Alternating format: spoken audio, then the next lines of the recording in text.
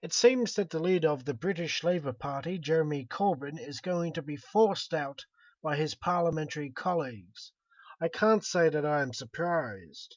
The majority of the parliamentary party never supported Corbyn and was simply waiting around for an excuse to depose him. Corbyn was overwhelmingly elected by the ordinary members of the Labour Party. The membership of the party is important.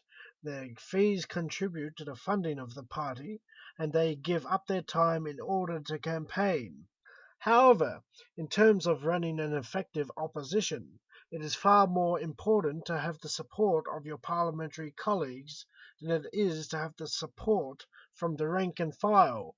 And that is the reason why I think Corbyn will be forced out, even if he wins the current leadership election. The fact that the current members of the PLP were willing to defy the wishes of the party's rank and file shows their arrogance and contempt for the very people that helped them get elected. In fact, it gives the impression that the majority of the PLP think they are some kind of Labour Party aristocracy who can treat the peasants with contempt. Let's not forget the Russian nobility referred to the rest of the Russian population as the black masses. Some Labour MPs, by contrast, refer to Labour members that support Corbyn as dogs and trots. I have always found it amusing how rightists in Britain use the word trot as an insult, a term widely used by supporters of Joseph Stalin to attack his opposition within the Communist Party. Very odd indeed. Of course, right-wing Labour MPs use the term trot to attack so-called left-wing infiltrators. I find that ironic. The British Labour Party was founded by the Scottish socialist Keir Hardie, who was also a pacifist. My guess is that Corbyn and his supporters have far more in common with Hardie than his opponents, who not only support free market capitalism, but also back the Iraq War. So it is clear who the true infiltrators are. It is worth noting that Tony Blair, their hero, even changed Clause 4 of Labour's constitution, getting rid of the commitment to common ownership of the means of production.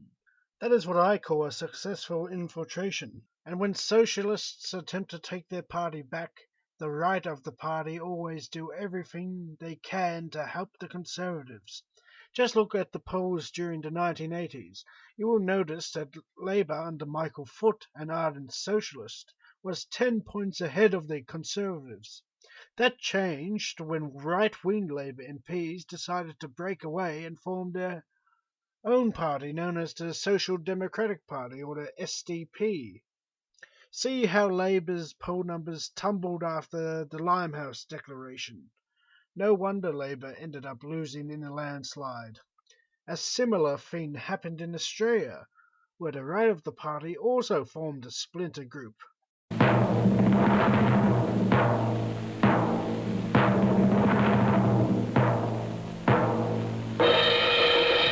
Communism, the evil force that enslaves 1/3 of the world's population, is moving perilously close to Australia. If you vote ALP, you are voting for a party that works with and helps communists.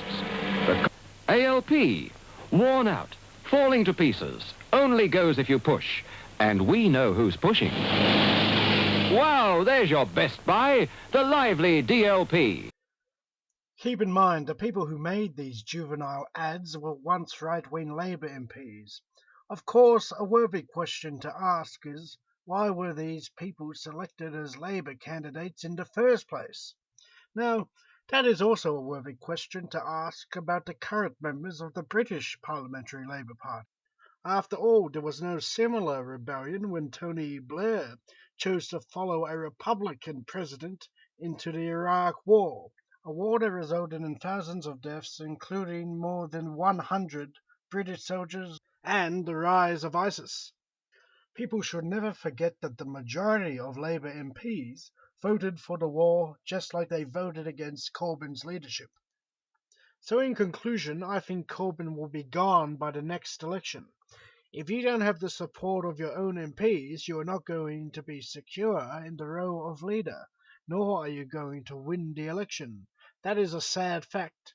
So I think Labour is going to end up like PASOK in Greece in the near future, and rightly so too. A party that abuses genuine leftists whilst justifying the Iraq War is not a party of the left. It is a worthless joke.